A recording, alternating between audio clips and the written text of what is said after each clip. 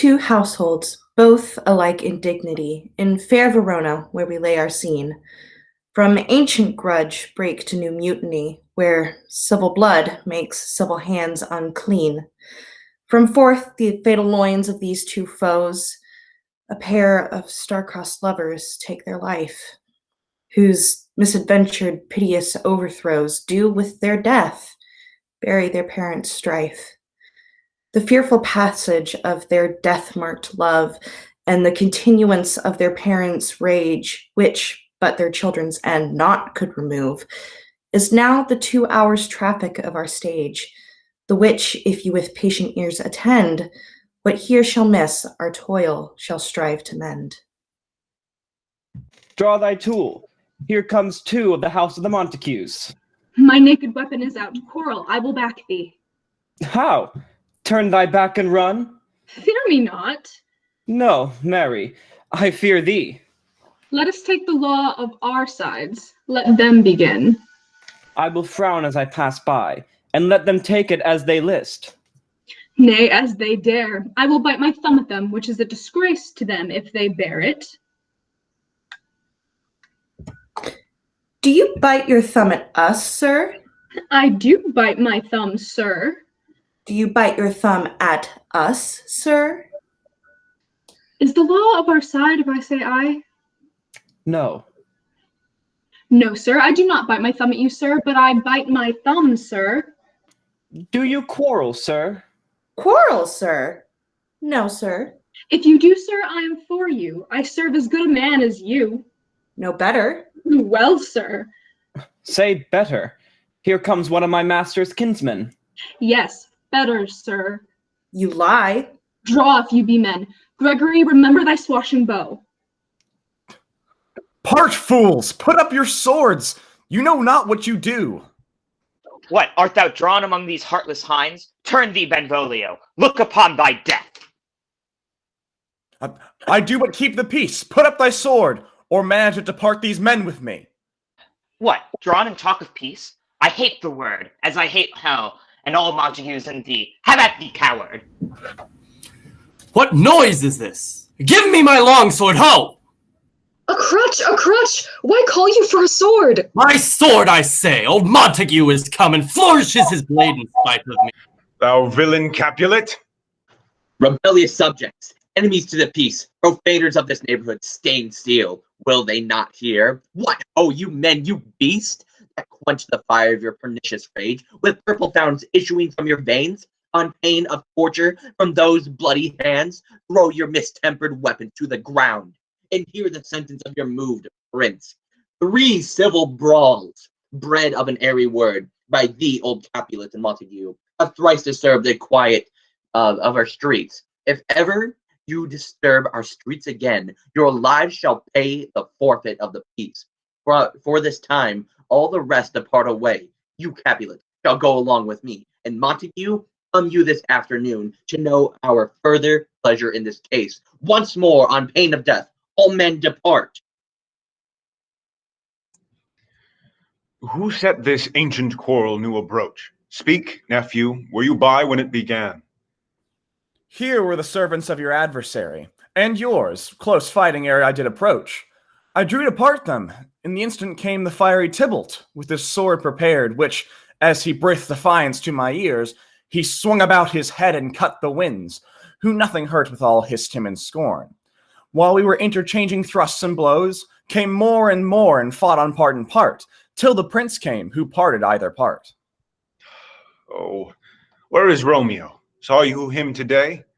Right glad I am he was not at this fray.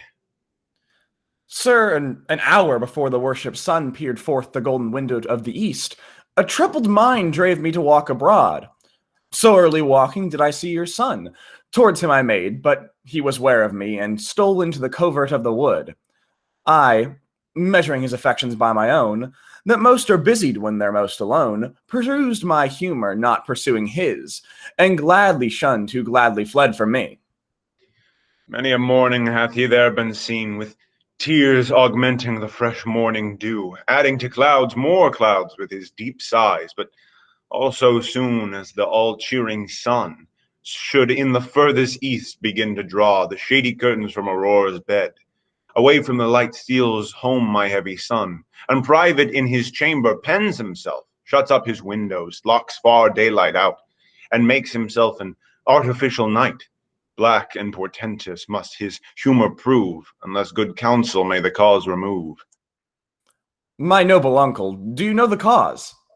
I neither know it nor can learn of him. Have you importuned him by any means? Both by myself and many other friends, but he, his own affection's counselor, is to himself. I will not say how true, but to himself so secret and so close, so far from sounding and discovery, as is the bud bit with an envious worm, ere he can spread his sweet leaves to the air, or dedicate his beauty to the sun. Could we but learn from whence his sorrows grow, we would as willingly give cure as know. See where he comes. So please you, step aside. I'll know his grievance, or so be denied.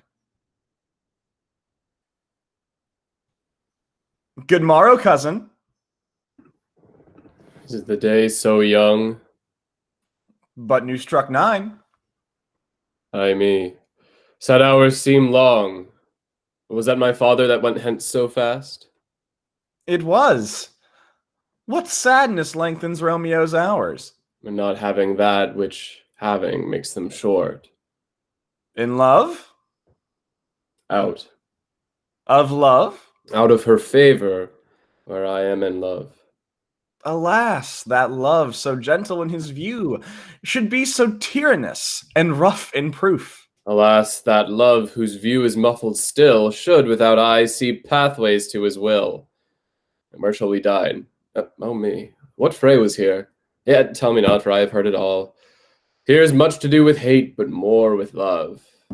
Why then, oh brawling love, oh loving hate, oh of anything, of nothing first create. Oh heavy lightness, serious vanity, misshapen chaos of well-seeming forms, feather of lead, bright smoke, cold fires, sick health, still waking sleep. That is not what it is. This love feel I that feel no love in this. Dost thou not laugh? No, cuz. I rather weep. Good heart at what? At thy good heart's oppression. Why, such is love's transgression. Griefs of mine own lie heavy in my breast, which thou wilt propagate, to have it pressed with more of thine. This love that thou hast shown doth add more grief to too much of mine own. Love is a smoke raised with the fume of sighs, being purged, a fire sparkling in lovers' eyes. Being vexed, a sea nourished with lovers' tears. What else is it? A madness most discreet, a choking gall and a preserving sweet. Farewell, my cause. Soft. I will go long, and if you leave me, you do me wrong. Tut, I have lost myself. I am not here. This is not Romeo. He's some otherwhere. Tell me, in sadness, who is that you love? In sadness, cousin, I do love a woman. I aimed so near, when I supposed you loved. All right, good marksman. And she's fair, I love. All right, fair mark, fair cuz, as soonest hit. Well, in that hit you miss. She'll not be hit with Cupid's arrow. She hath Dian's wit, and in strong proof of chastity well armed, from love's weak childish bow she lives unharmed. She will not stay the siege of loving terms, nor bide the encounter of assailing eyes, nor ope her lap to saint-seducing gold. No, she is rich in beauty, only poor that when she dies, with beauty dies her store. Then she hath sworn that she will still live chaste. She hath, and in that sparing makes huge waste. For beauty starved with her severity cuts beauty off from all posterity. She is too fair, too wisely too fair, to merit bliss by making me despair. She hath forsworn to love, and in that vow do I live dead that live to tell it now. Be ruled by me. Forget to think of her. Oh, teach me how I should forget to think. By giving liberty unto thine eyes, examine other beauties. 'tis the way to call hers exquisite, in question more. He that is struck and blind cannot forget the precious treasure of his eyesight lost. Show me a mistress that is passing fair. What doth her beauty serve but as a note where I may read who passed that passing fair? Farewell, thou canst not teach me to forget. I'll pay that doctrine, or else die in debt. Montague is bound as well as I, in penalty alike, and 'tis not hard, I think, for men so old as we to keep the peace. Of honorable reckoning are you both, and pity 'tis you've lived at odds so long. But, my lord, what say you now to my suit? But saying o'er what I have said before, my child is yet a stranger in the world. She hath not seen the change of 14 years. Let 2 more summers wither in their pride, ere we may think her ripe to be a bride. Younger than she our happy mother's maid. And too soon marred are those so early made. The earth hath swallowed all my hopes, but she is the hopeful lady of my earth. But woo her, gentle Paris, get her heart. My will to her consent is but a part, and she agree, within her scope of choice, lies my consent and fair according voice. This night I hold an old accustomed feast, whereto I have invited many a guest, such as I love, and you, among the store one more most welcome, makes my number more. Go, sirrah, trudge about through fair Verona, and find these persons out whose names are written there, and to them say my house and welcome on their pleasure stay. Find them out whose names are written here. It is written that the shoemaker should meddle with his yard, and the tailor with his last, the fisher with his pencil, and the painter with his nets. But I am sent to find those persons whose names are here writ, and can never find what names the writing person hath here writ. I must to the learned in good time. Tut, man, one fire burns out another's burning. One pain is lessened by another's anguish. Turn giddy and be holp by backward turning. One desperate grief cures with another's languish. Got in, good fellow. God giggun, I pray, sir, can you read? I, unfortunate in my misery. Oh, perhaps you have learned it without book, but I pray, can you read anything you see? I, if I know the letters in the language. Ah, ye say honestly. Rest you merry. Stay, fellow, I can read. Signor Martino and his wife and daughters, County Anselm and his beauteous sisters, the lady widow of Vitravio, Signor Placentio and his lovely nieces, Mercutio and his brother Valentine, and mine uncle Capulet, his wife and daughters, my fair niece Rosaline, Livia, Signor Valentio and his cousin Tybalt, Lucio and the lively Helena. A fair assembly. Whither should they come? Up. Whither? To supper, to our house. Whose house? My master's. Indeed, I should have asked you that before. Well, now I'll tell you without asking. My master is the great, rich Capulet, and if you be not of the house of Montagues, I pray come and crush a cup of wine. Rest you merry. At this same ancient feast of Capulet sups the fair Rosaline, whom thou so lovest, with all the admired beauties of Verona.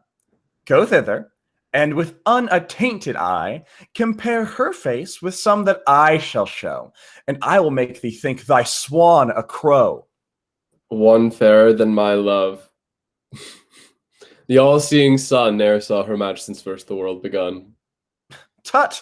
You saw her fair, none else being by, herself poised with herself in either eye. But in that crystal scales let there be weighed your lady's love against some other maid that I will show you shining at this feast, and she shall scant show well that now shows best. I'll go along, no such sight to be shown, but to rejoice in splendor of mine own. Nurse, where's my daughter? Call her forth to me. Now by my maidenhead at 12-year-old I bade her come. But lamb, what ladybird, God forbid. Where's this girl? What, Juliet? How now, who calls? Your mother. Madam, I am here. What is your will? This is the matter. Nurse, give leave a while. We must talk in secret. Nurse, come back again. I have remembered me. Thou'st hearest our consul. Thou knowest my daughter's of a pretty age. Faith, I can tell her age unto an hour. She's not 14. I'll lay 14 of my teeth, and yet, to my teeth be it spoken, I have but 4. She is not 14. How long is it now to Lammas-tide? A fortnight and odd days. Even or odd of all days in the year, come Lammas Eve at night shall she be 14. Susan and she, God rest all Christian souls, were of an age. Well, Susan is with God. She was too good for me. But as I said, on Lammas Eve at night shall she be 14. That shall she marry. I remember it well. 'Tis since the earthquake now 11 years. For then she could stand alone, nay, by the road. She could have run and waddled all about for even the day before she broke her brow, and then my husband, God be with his soul. Enough of this, I prithee, hold thy peace. Peace I have done. God mark thee to his grace. Thou wast the prettiest babe that e'er I nursed, and I might live to see thee married once I have my wish. Mary, that Mary is the very theme I came to talk of. Tell me, daughter Juliet, how stands your disposition to be married? It is an honor that I dream not of. Well, think of marriage now. Younger than you here in Verona, ladies of esteem are made already mothers. By my count, I was your mother much upon these years, that you are now a maid. Thus, in brief, the valiant Paris seeks you for his love. A man, young lady, lady, such a man as all the world. Why, he's a man of wax. Verona's summer hath not such a flower. Nay, he is a flower, in faith, a very flower. What say you? Can you love the gentleman? This night you shall behold him at our feast. Read o'er the volume of young Paris's face, and find delight writ there with beauty's pen. Examine every married lineament, and see how one another lends content, and what obscured in this fair volume lies, find written in the margent of his eyes, this precious book of love. This unbound lover, to beautify him, only lacks a cover. That book in many's eyes doth share the glory that gold clasps locks in the golden story. So shall you share that all he doth possess, by having him making yourself no less. No less, nay, bigger. Women grow by men. Speak briefly. Can you like of Paris's love? I'll look to like, if looking like ye move. But no more deep will I dart mine eye than your consent gives strength to make it fly. Madame, the guests are come, supper served up.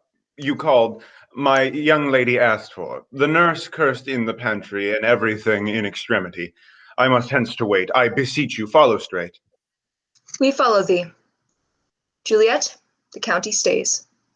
Go, girl, seek happy nights to happy days. Give me a torch. I am not for this ambling. Being but heavy, I will bear the light. Nay, gentle Romeo, we must have you dance. Not I, believe me. You have dancing shoes with nimble soles. I have a soul of lead, so stakes me to the ground I cannot move. You are a lover. Borrow Cupid's wings and soar with them above common bound. I am too sore and pierced with his shaft to soar with his light feathers. And so bound, I cannot bound a pitch above dull woe. Under love's heavy burden do I sink. And to sink in it, should you burden love, too great oppression for a tender thing? Is love a tender thing? It is too rough, too rude, too boisterous, and it pricks like thorn. If love be rough with love. Prick love for pricking, and you beat love down. Give me a case to put my visage in, a visor for a visor. What care I? What curious eye doth quote deformities? I'll be a candle holder and look on. The game was ne'er so fair, and I am done. If thou art done, we'll draw thee from the mire of this irreverence, love, wherein thou stickest up the ears. Come, we burn daylight, ho! Nay, that's not so. I mean, sir, in delay. We waste our lights in vain, like lamps by day. Take our good meaning for a judgment sits, 5 times that air, once in 5 wits. And we mean well in going to this mask, but 'tis no wit to go. Why, may one ask? I dreamed a dream tonight. And so did I. Well, what was yours? That dreamers often lie. In bed asleep, where they do dream things true. Oh, then I see. Queen Mab hath been with you. She is the fairy's midwife, and she comes in a shape no bigger than an agate stone, one on the forefinger of an alderman, drawn with the team of little anatomies, athwart men's noses as they lie asleep. Her wagon spokes made of long spider legs, the cover of wings of grasshoppers, the traces of smallest spiders' webs, the collars of the moonshine's watery beams. Her whip of cricket's bone, a lash of film, her wagoner a small grey hooted bat, not so big as a round little worm, plucked from the lazy finger of a maid. Her cherry is an empty hazelnut, made by the joiner's squirrel or old grub. Time out, oh mine, the fairies' coachmakers, and in the state she gallops, ho, night by night, through lovers' brains, and then they dream of love. Sometimes she gallops o'er a courtier's nose, and then dreams he is smelling out a suit. And sometimes comes she with a tight pig's tail, tickling a parson's nose as he lies asleep. Then dreams he of another benefice.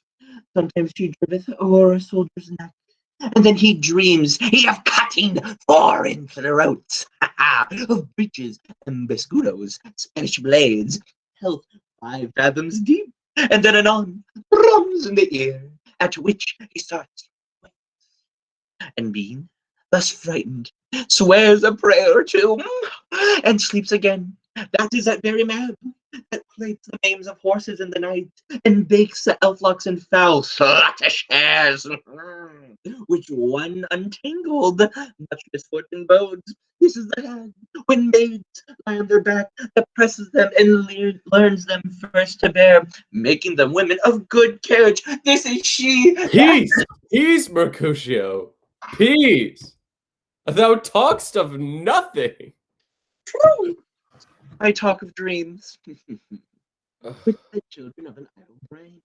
The god of nothing but vain fantasy, which is a thin substance as the air, and more inconstant than the wind. This wind you talk of blows us from ourselves. Supper is done, and we shall come too late.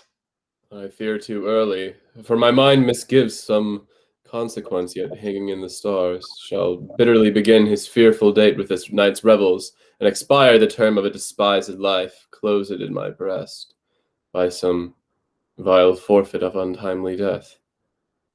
But he that hath the steerage of my course direct my sail. On, lusty gentlemen. Welcome, gentlemen. I have seen the day that I have worn a visor, and can tell a whispering tale in a fair lady's ear, such as would please. 'Tis gone, 'tis gone, 'tis gone. You are welcome, gentlemen. Come, musicians, play! What lady is that which doth enrich the hand of yonder knight? I know not, sir. Oh, she doth teach the torches to burn bright. It seems she hangs upon the cheek of night.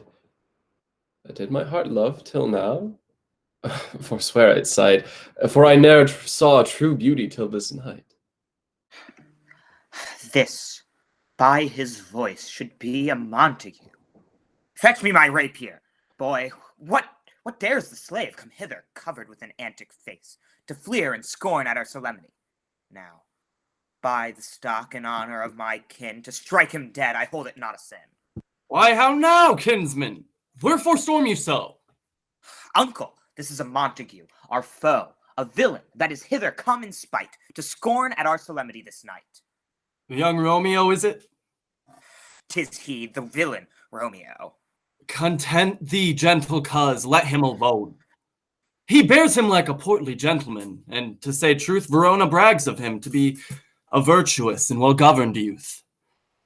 I would not, for the wealth of all the town here in my house, do him disparagement. Therefore be patient, take no note of him, it is my will. The which, if thou respect, show a fair presence and put off these frowns and ill-beseeming semblance for a feast. It fits when such a villain is a guest. I'll not endure him.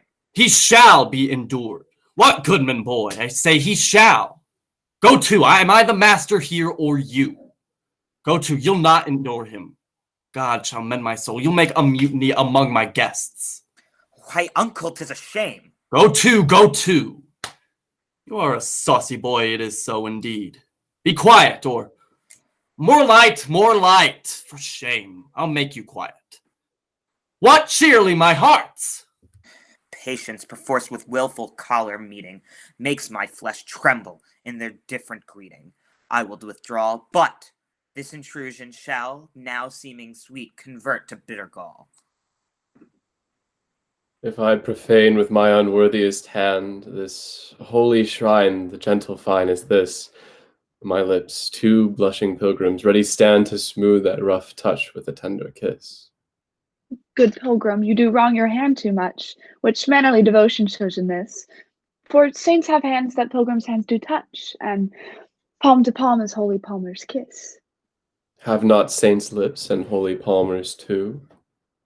I, pilgrim, lips that they must use in prayer. Oh, then, dear saint, let lips do what hands do. They pray, grant thou, lest faith turn to despair. Saints do not move, though grant for prayer's sake. Then move not while my prayer's effect I take. Thus from my lips by yours my sin is purged. Then have my lips the sin that they have took. The sin from thy lips? Oh, trespass sweetly urged. Give me my sin again. You kiss by the book. Madam, your mother craves a word with you. What is her mother? Merry bachelor, her mother is the lady of the house, and a good lady, and a wise and virtuous. I nursed her daughter, that you talked withal. Is she a Capulet? Oh, dear account, my life and my foe's dead. Away, be gone. The sport is at its best. Aye, so I fear, the more is my unrest. Come hither, nurse. What is yon gentleman? I know not. Go ask his name. If he be married, my grave is like to be my wedding bed. His name is Romeo, and a Montague, the only son of your great enemy. My only love sprung from my only hate. Too early sin unknown and known too late. Prodigious birth of love it is to me, that I must love a loathed enemy. What's this? What's this? A rhyme I learned even now, of when I danced withal. Anon, anon, come, let's away. The strangers all are gone. Can I go forward when my heart is here? Turn back, dull earth, and find thy center out.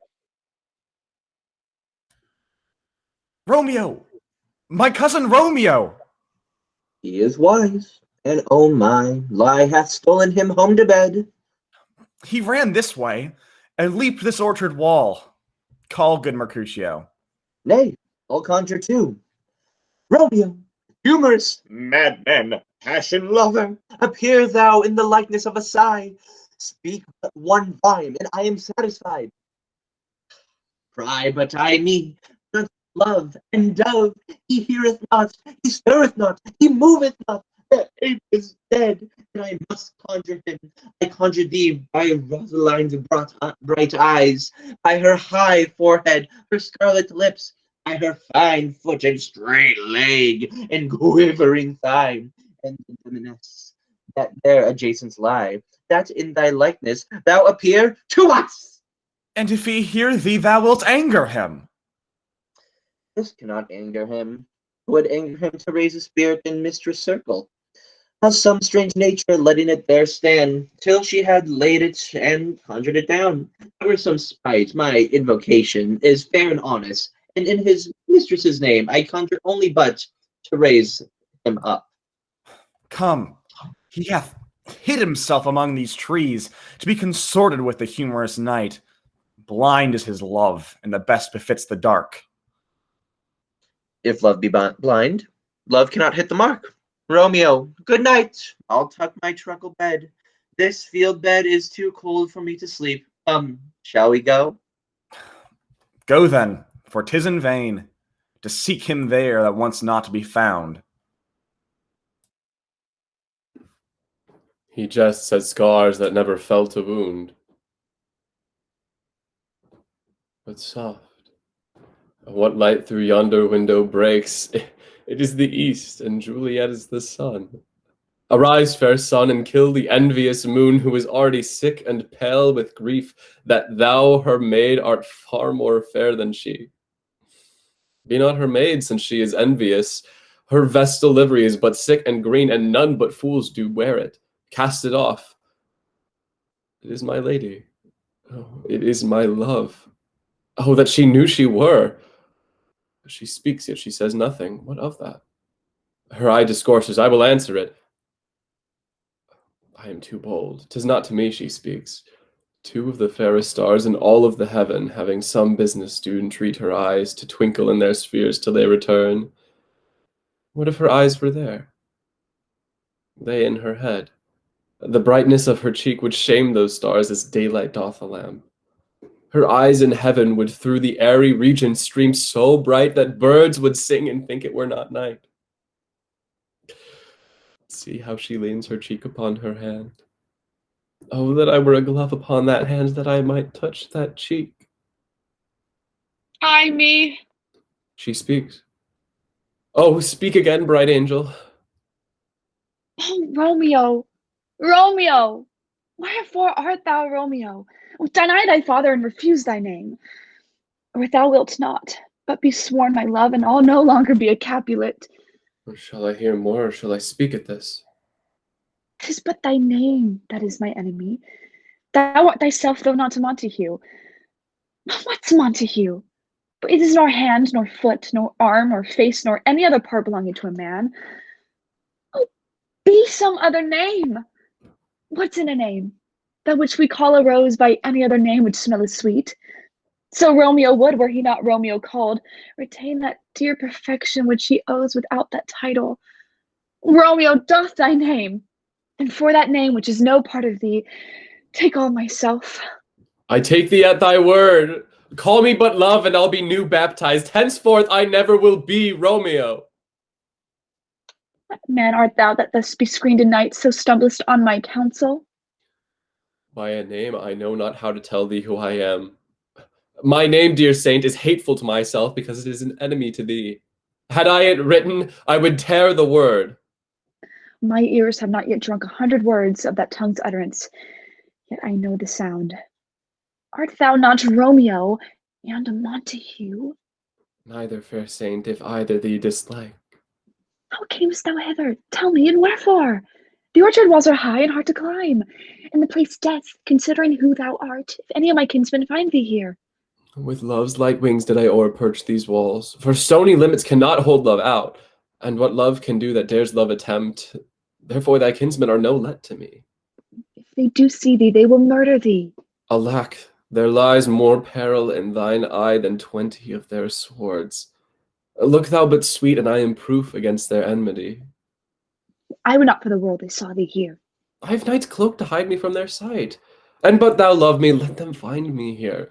My life were better ended by their hate than death prorogued, wanting of thy love. By whose direction foundst thou out this place? By love, who first did prompt me to inquire.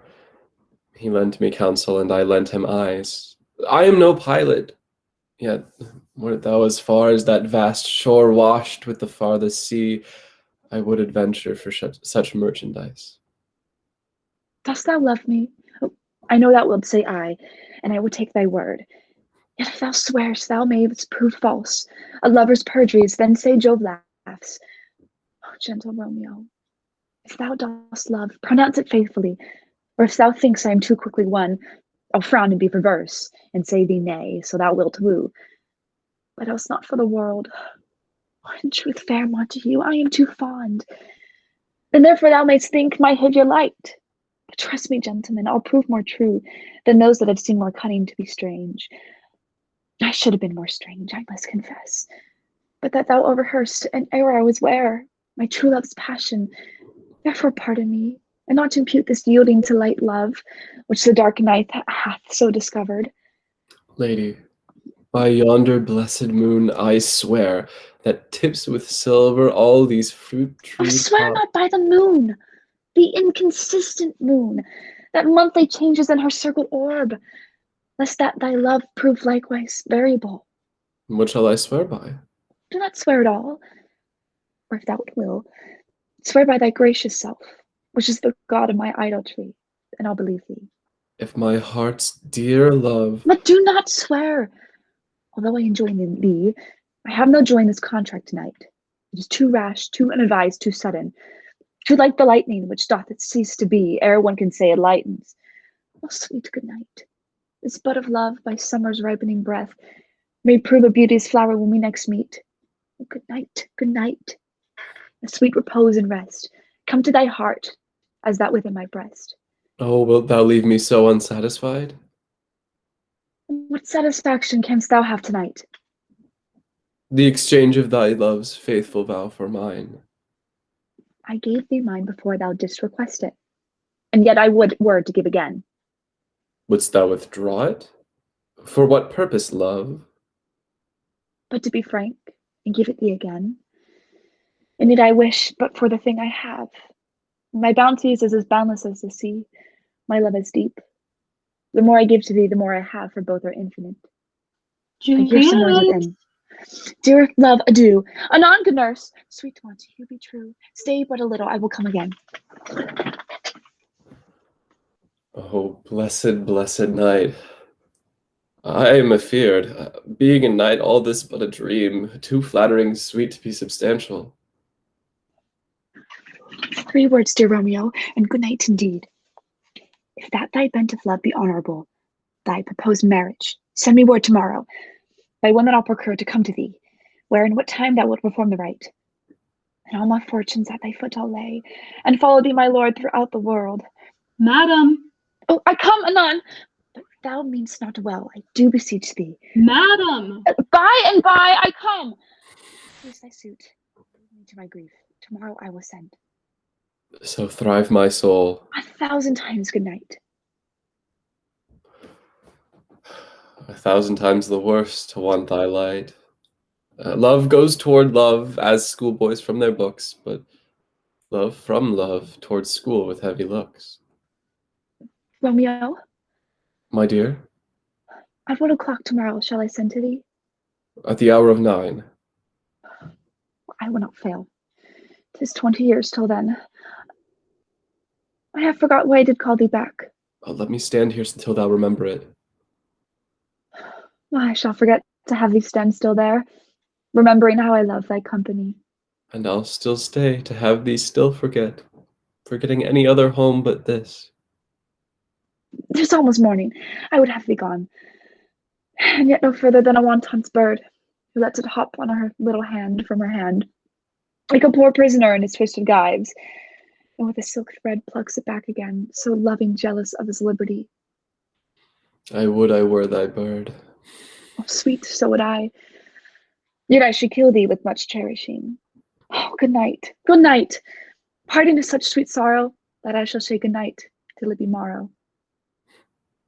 Sleep dwell upon thine eyes, peace in thy breast. Would I were sleep and peace so sweet to rest. Hence will I to my ghostly father's cell, his help to crave and my dear hap to tell.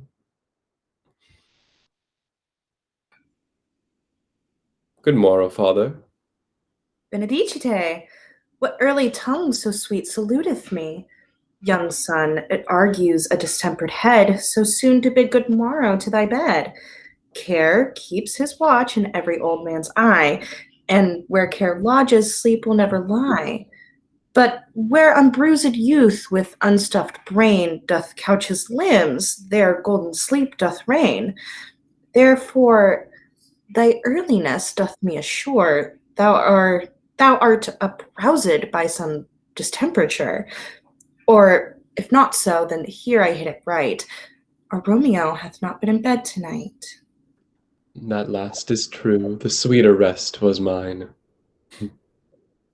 God pardon sin! Wast thou with Rosaline? With Rosaline, my ghostly father? No, I have forgot that name, and that name's woe. Well, that's good, my son, but where hast thou been then? I'll tell thee ere thou ask it me again. I have been feasting with mine enemy, whereon a sudden one hath wounded me, that's by me wounded. Both are remedies within thy help, and holy physic lies. I bear no hatred, blessed man, for, lo, my intercession likewise stead my foe. Be plain, good son, and homely in thy drift. Riddling confession finds but riddling shrift. Then plainly know, my heart's dear love is set on the fair daughter of rich Capulet. As mine on hers, so hers is set on mine, and all combined, save what thou must combine by holy marriage. When and where and how we met, we wooed and made exchange of vow. I'll tell thee as we pass, but this I pray, that thou consent to marry us today. Holy Saint Francis, what a change is here! Is Rosaline, whom thou didst love so dear, so soon forsaken? Young men's love then lies not truly in their hearts, but in their eyes. Jesu Maria, what a deal of brine hath washed thy sallow cheeks for Rosaline, and art thou changed? Pronounce this sentence then. Women may fall when there's no strength in men. Thou chid'st me oft for loving Rosaline. For doting, not for loving, pupil mine. And bad'st me bury love. Not in a grave to lay one in, another out to have. I pray thee, chide not. She whom I love now doth grace for grace and love for love allow. The other did not so. Oh, she knew well. Thy love did read by rote, and could not spell. But come, young waverer, come, go with me. In one respect I'll thy assistant be. Oh, let us hence. I stand on sudden haste. Wisely and slow, they stumble that run fast. For this alliance may so happy prove to turn your household's rancor to pure love. Where the devil should this Romeo be? Came he not home tonight? Not to his father's. Ah, that same pale, hard-hearted wench, that Rosaline, torments him so. He will sure run mad. Tybalt, the kinsman of old Capulet, hath sent a letter to his father's house. A challenge? On my life? Romeo will answer it. Any man that can write may answer a letter. Nay, he will answer the letter's master. How he dares being dared. Alas, poor Romeo! He is already dead, stabbed with a white, wrenched black eye, shot through the ear with a love song, the very pin of his heart, cleft with the blind bow boy's butt shaft. And is he a man to encounter Tybalt? Why, what is Tybalt?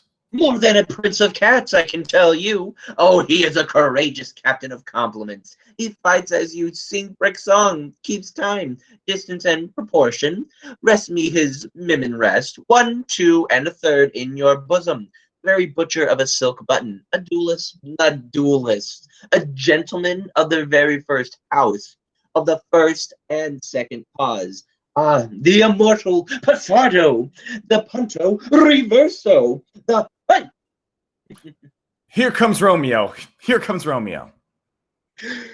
Signor Romeo, buongiorno. There's a French salutation. Do your French slop. You gave us the counterfeit fairly last night. Good morrow to you both. What counterfeit did I give you? The slip, sir. The slip. Can you not conceive? Pardon, good Mercutio. My business was great, and in such a case as mine, a man may strain courtesy. That as much as to say, such as a case as yours constrains a man to bow in the hams. Meaning to curtsy. Thou hast most kindly hit it. A most courteous exposition. Nay, I am the very pink of courtesy. Pink for flower. Right. Why, then is my pump well flowered. Well said. Follow me this just now till thou hast worn out thy pump. Then, when the single soul of it is worn, the jest may remain after wearing the soul singular. Oh, single soul jest, solely singular for the singleness. Come between us, good Benvolio, my wits faint. Switch and spurs, or I'll cry a match. Why is not this better now than groaning for love? Now art thou sociable, now art thou Romeo, now art thou what thou art, by art as well as by nature. For this driveling love is like a great natural that runs lolling up and down, hides his bauble in a hole. Stop there, stop there. Here's goodly gear. A sail! A sail! 2-2, a shirt and a smock. Peter! Anon! My fan, Peter. Good Peter, to hide her face, for her fan's the fair face. God ye good morrow, gentlemen. God ye good den, fair gentlewoman. Is it good den? 'Tis no less, I tell you, for the body hand for the dial is now upon the of noon. Out upon you! What a man are you! A one gentlewoman that God hath made for himself to mar. By my troth, it is well said, for himself to mar, quotha. Gentlemen, can any of you tell me where I may find the young Romeo? I can tell you, but young Romeo will be older when you have found him than he was when you sought him. I am the youngest of that name, for fault of it worse. If you be he, sir, I desire some confidence with you. Ooh, she will indict him to some supper. Abad, so ho! Romeo, will you come to your father's? We'll to dinner thither. I will follow you. Farewell, ancient lady, farewell. Lady, lady, lady. Marry, farewell. I pray you, sir, what saucy merchant was this that was so full of his ropery? A gentleman, nurse, that loves to hear himself talk, and will speak more in a minute than he will stand to in a month. And speak anything against me, I'll take him down, and a word lustier than he is, and 20 such jacks, and if I cannot, I'll find those that shall. Scurvy knave, and thou must stand by too, and suffer every knave to use me at his pleasure? I saw no man use you a pleasure. If I had my weapon, should quickly have been out. I warrant you, I dare draw as soon as another man if I see occasion in a good quarrel, and the law on my side. Now, afore God, I am so vexed that every part about me quivers. Scurvy knave, pray you, sir, a word. And as I told you, my young lady bade me inquire you out.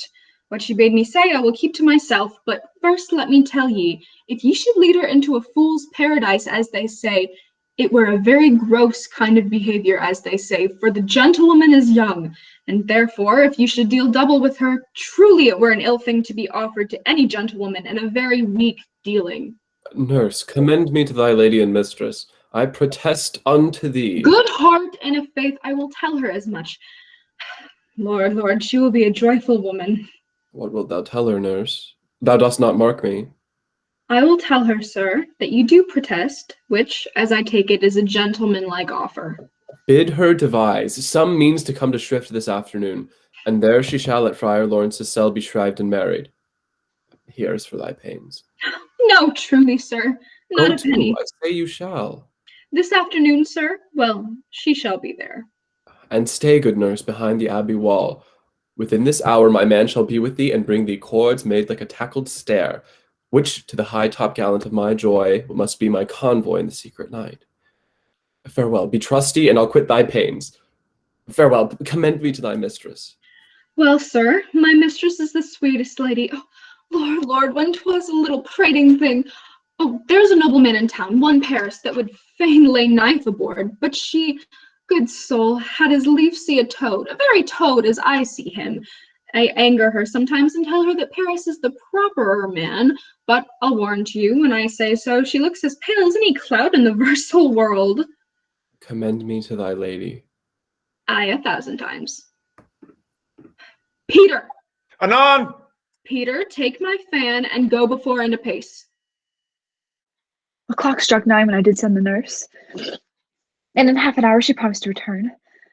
Perchance she cannot meet him. Oh, that's not so. Oh, she is lame. Love's herald should be thoughts, which 10 times faster glide than the sun's beams, driving back shadows over alluring hills. Now is the sun upon the hindmost hill of this day's journey, and from 9 till 12 is 3 hours long, and yet she has not come. Or had she affections and warm youthful blood, she would be as swift in motion as a ball. My words would bandy her to my sweet love, and his to me. But old folks, many fain as they were dead, unwieldy, slow, heavy, and pale as lead. Oh God, she comes. Oh, honey nurse, what news? Hast thou met with him? Send thy man away. Peter, stay at the gate. Now, good, sweet nurse.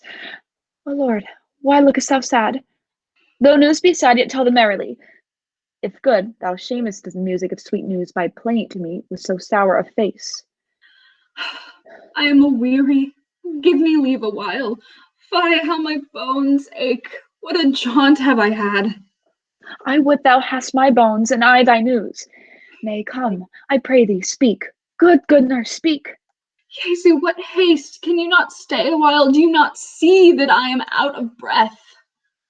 How art thou out of breath, when thou hast breath, to say to me that thou art out of breath? The excuse that thou dost make in this delay is longer than the tale thou dost excuse. Is the news good or bad? Answer to that. Say either, and I'll state the circumstance. Let me be satisfied. Is it good or bad? Well, you have made a simple choice. You know not how to choose a man. Romeo, no, not he. Though his face be better than any man's, yet his leg excels all men's, and for a hand and a foot and a body, though they not be talked on, yet they are past compare. He is not the flower of courtesy, but I'll warrant him as gentle as a lamb. Go thy ways, wench, serve God. What, have you dined at home? No, but all this I did know before. What says he of our marriage? What of that? Lord, how my head aches. What a head I. It beats as would fall in 20 pieces. Oh, my back on the other side. Oh, my back. Beshrew your heart for sending me about, to catch my death with jaunting up and down. My faith, I am sorry that thou art not well. Sweet nurse, tell me, what says my love? Your love says, like an honest gentleman, and a courteous, and a kind, and a handsome, and I warrant a virtuous. Where is your mother? Where is my mother? Why, she is within. Where should she be? How oddly thou replyest. Your love says, like an honest gentleman, where is your mother? Oh, God's lady dear, are you so hot? Marry, come up, I trow. Is this the poultice for my aching bones? Henceforth do your messages yourself. Oh, here's such a coil. Come, what says Romeo? Have you got leave to go to shrift today? I have. Then hie you hence to Friar Laurence's cell. There stays a husband to make you a wife. Now comes the wanton blood up in your cheeks. They'll be in scarlet straight at any news. Hie you to church. I must another way, to fetch a ladder, by the which your love must climb a bird's nest soon when it is dark. I am the drudge and toil in your delight. But you shall bear the burden soon at night. Go, all to dinner, hie you to the cell. Hie to high fortune. Honest nurse, farewell.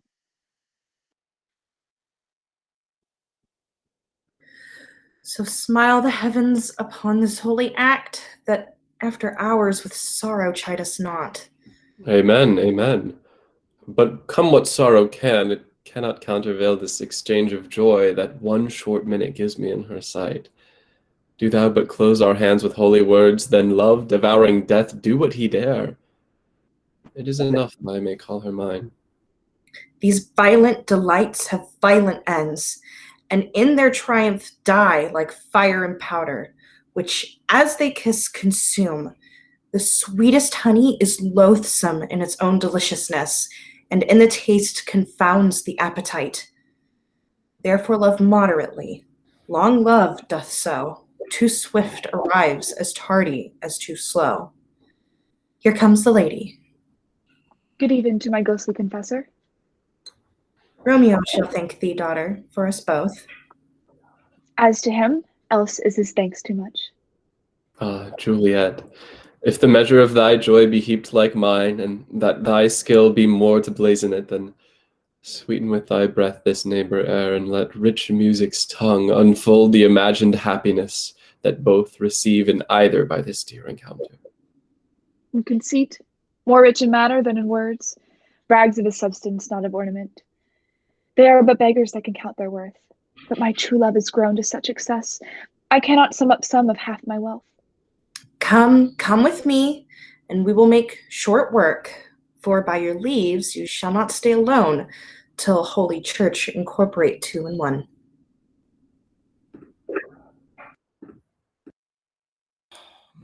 I pray thee, good Mercutio, let's retire. The day is hot, the Capulets abroad, and if we meet, we shall not scape a brawl. For now, these hot days is the mad blood stirring. Thou art like one of those fellows that when he enters the confines of a tavern, claps me his sword upon the table and says, God send me no need of thee, and by the operation of the second cup draws it on the drawer when indeed there is no need. Am I like such a fellow? Come, thou art as hot as a jack in thy mood as any in Italy, and as soon moved to be moody, and as soon moody to be moved. And what too?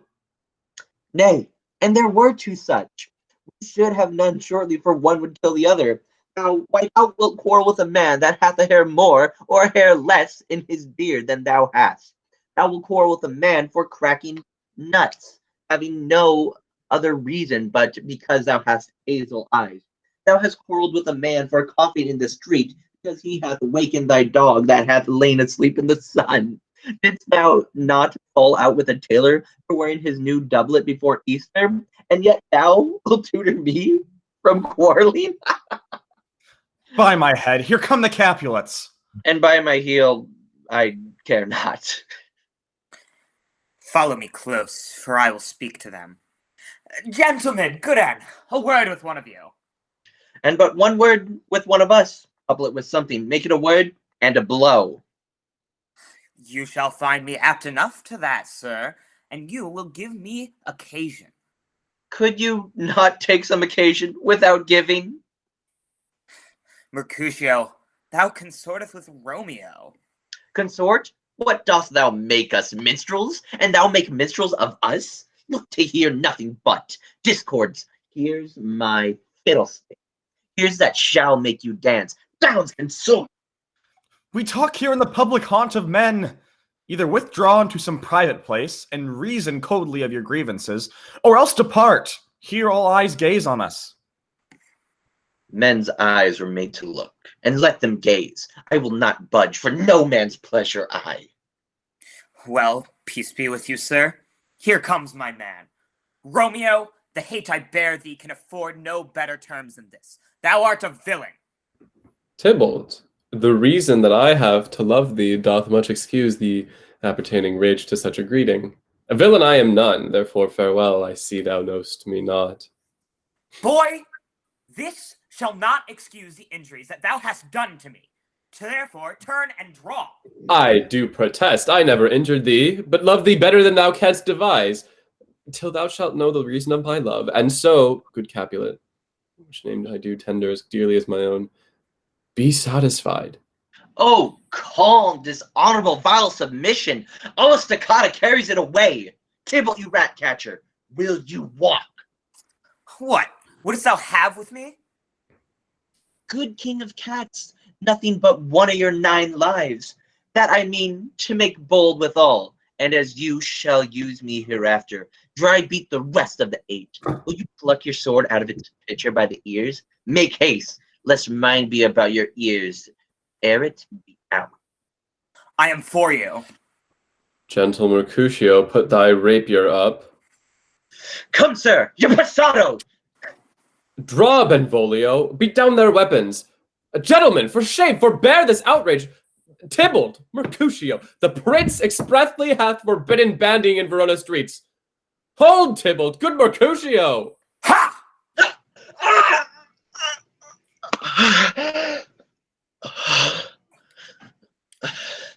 I'm hurt. A plague of both your houses. I am sped. Is he gone and hath nothing? What art thou hurt? I scratch. Mary, 'tis enough. Courage, man. The hurt cannot be much. No, 'tis not as deep as well, nor so wide as a church door. But 'tis enough. 'Twill serve.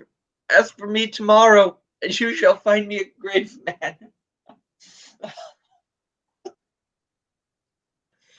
I am peppered. I am warrant. For this world, a plague of both your houses. Sounds a dog, a rat, a mouse, a cat to scratch a man to death. Braggart, a rogue, a villain that fights by the book of arithmetic. Where the devil came you between us? I was hurt under your arm. I thought all for the best. Help me to some house, Benvolio, or I shall fade. A plague of both your houses. They have made worms meat of me. I have it, and soundly too, your houses. This gentleman, the prince's near ally, my very friend, hath got his mortal hurt in my behalf, and my reputation stained with Tybalt's slander. Tybalt, that an hour ago hath been my kinsman. Oh, sweet Juliet, thy beauty hath made me effeminate, and in my temper softened valor's steel. Oh, Romeo, Romeo! Brave Mercutio's dead. That gallant spirit hath aspired the clouds, which too untimely here did scorn the earth. This day's black fate on more days doth depend. This but begins the woe, others must end. Here comes the furious Tybalt back again. Alive in triumph, and Mercutio slain. Away to heaven, respective lenity, and fire-eyed fury be my conduct now. Now, Tybalt, take the villain back again that late thou gavest me. For Mercutio's soul is but a little way above our heads, staying for thine to keep him company. Either thou or I or both must go with him.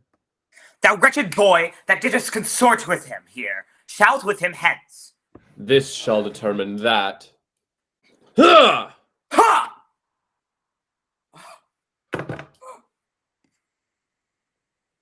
Romeo. Away, be gone! The citizens are up, and Tybalt slain. Stand not amazed. The prince will doom thee death if thou art taken. Hence, be gone, away! Oh, I am fortune's fool. Where are the vile beginners of this fray? O noble prince, I can discover all, the unlucky manage of this fatal brawl.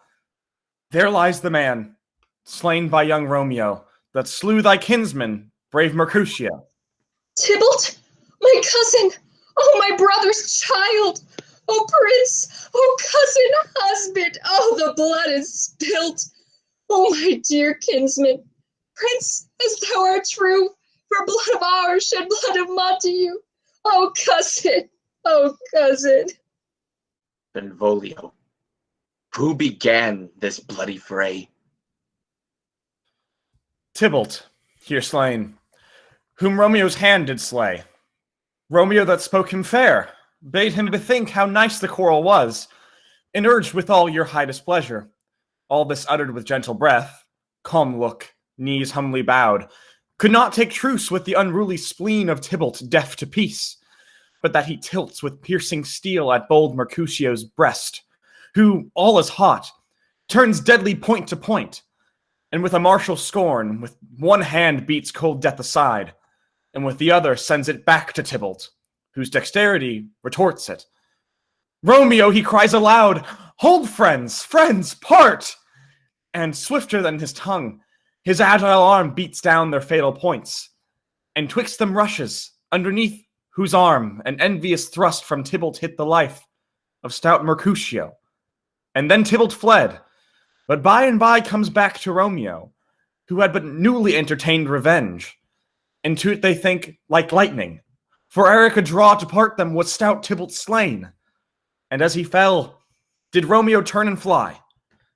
This is the truth, or let Benvolio die. He is a kinsman to the Montague. Affection makes him false, he speaks not true. Some 20 of them fought in this black strife, and all those 20 could kill but one life. I beg for justice, which thou, prince, must give. Romeo slew Tybalt. Romeo must not live. Romeo slew him. He slew Mercutio. Who now the price of his dear blood doth owe? Not Romeo, prince. He was Mercutio's friend. His fault concludes but what the law should end, the life of Tybalt. And for that offense, immediately we do exile him hence. I have an interest in your hate proceeding. My blood for your rude brawls doth lie a-bleeding. But I'll mercy you, so strong a fine, that you shall all repent the loss of mine. I will be deaf to pleading and excuses, nor tears nor prayers shall purchase out abuses. Therefore, use none. Let Romeo hence in haste else. When he's found, that hour is his last. Bear hence this body and attend our will. Mercy but murders, pardoning those that kill. Gallop apace, you fiery-footed steeds, towards Phoebus' lodging. Such a wagoner as Paphion would whip you to the west, and bring in cloudy night immediately. Spread thy closed curtain, love performing night, that runaway's eyes may wink, and Romeo leap to these arms, untalked of and unseen. Lovers can see to do their amorous rights by their own beauties, where flood be blind at best agrees with night. Come, night, come, Romeo, come thou day and night, for thou wilt lie upon the wings of night, whiter than a new snow on a raven's back. Oh, come, gentle night, come, loving, black-browed night, give me my Romeo. And when he shall die, take him and cut him out in little stars, and he will make the face of heaven so fine that all the world will be in love with night, and pay no worship to the garish sun. Oh, I have bought the mansion of a love, but not possessed it, and though I am sold, not yet enjoyed. Oh, so tedious is this day, as is the night before some festival, to an impatient child that hath new robes and may not wear them. Oh, here comes my nurse, and she brings news, and every tongue that speaks but Romeo's name speaks heavenly eloquence. Oh, now, nurse, what news? Ay me, what news? Why dost thou wring thy hands? Oh, well a day! He's dead, he's dead, he's dead! We are undone, lady, we are undone! Alack the day, he's gone, he's killed, he's dead! Can heaven be so envious? Romeo can, though heaven cannot. Oh, Romeo, Romeo! Whoever would have thought it? Romeo! Now, what devil art thou that dost torment me thus? This torture should be roared in dismal hell. Hath Romeo slain himself? I saw the wound. I saw it with mine eyes. God save the mark. Here, on his manly breast, a piteous course, a bloody, piteous course. Pale, pale as ashes, all bedaubed in blood, all in gore blood. I swooned at the sight. Oh, break my heart. Poor bankrupt, break at once. To prison eyes ne'er look on liberty. The vile earth to earth resigned, and motion here. And thou and Romeo pressed one heavy bier. Oh, Tybalt, Tybalt, the best friend I had. Oh, courteous Tybalt, honest gentleman, that ever I should live to see thee dead. Now, what storm is this that blows so contrary? Is Romeo slaughtered, and is Tybalt dead? My dear loved cousin and my dearer lord? Oh, then dreadful trumpet, sound the general doom! For who is living if those two are gone? Tybalt is gone, and Romeo banished. Romeo that killed him, he is banished. Oh, God! Did Romeo's hand shed Tybalt's blood? It did. It did. Alas, the day it did. Oh, serpent heart hid with a flowering face. Did ever dragon keep so fair a cave? Beautiful tyrant, fiend angelical, dove-feathered ravens, wolvish ravening lamb, spice substance of divinest show, just opposite to what thou justly seemst, a damned saint, an honorable villain. Oh, nature, what hast thou to do in hell? Wilt thou devour the spirit of a fiend in moral paradise of such sweet flesh? Was ever book containing such vile matter so fairly bound, or that deceit should dwell in such a gorgeous palace? There is no trust, no faith, no honesty in men, all perjured, all forsworn, all not, all dissemblers. Where's my man? Give me some aquavitae. These griefs, these woes, these sorrows make me old. Shame come to Romeo. Bastard be thy tongue for such a wish. He was not born to shame. Upon his brow shame is ashamed to sit. For 'tis a throne where honor may be crowned, sole monarch of the universal earth. What a beast I was to chide at him. Will you speak well of him that killed your cousin? Shall I speak ill of him that is my husband? My poor lord, what tongue shall smooth thy name, when I, thy 3 hours wife, have mangled it? But wherefore, villain, dost thou kill my cousin? But that villain cousin would have killed my husband. Oh, back, foolish tears, back to your native spring. Your tributary drops belong to woe, which you mistaking offer up to joy. My husband lives that Tybalt would have slain, and Tybalt's dead that would have slain my husband. Oh, this is comfort. Wherefore weep I then? Somewhere there was worser than Tybalt's death that murdered me. I would forget it fain. But oh, it presses to my memory, like a damned guilty deeds to sinners' minds. Tybalt is dead and Romeo banished. That banished, that one word banished, hath slain 10,000 Tybalts. Tybalt's death was woe enough if it had ended there. Or if sour woe delights in fellowship, Romeo is banished. There is no end, no limit, measure, bound in that word's death. No words can that woe sound. Now where is my father and my mother, nurse? Weeping and wailing over Tybalt's corse. Will you go to them? I will bring you thither. Wash they his wounds with tears. Mine shall be spent when theirs are dry for Romeo's banishment. Or take up these cords. Poor ropes, you are beguiled. Both you and I, for Romeo is exiled. He made for you, I wait in my bed. But I am maid, I am maid and widowed. Oh, come, cords, come, nurse. All to my wedding bed. And death, not Romeo, take my maiden head. Hie to your chamber. I'll find Romeo to comfort you. I wot well where he is. Hark ye, your Romeo will be here at night. I'll talk to him. He is hid at Friar Laurence's cell. Oh, find him. Give this ring to my true knight, and bid him come to take his last farewell.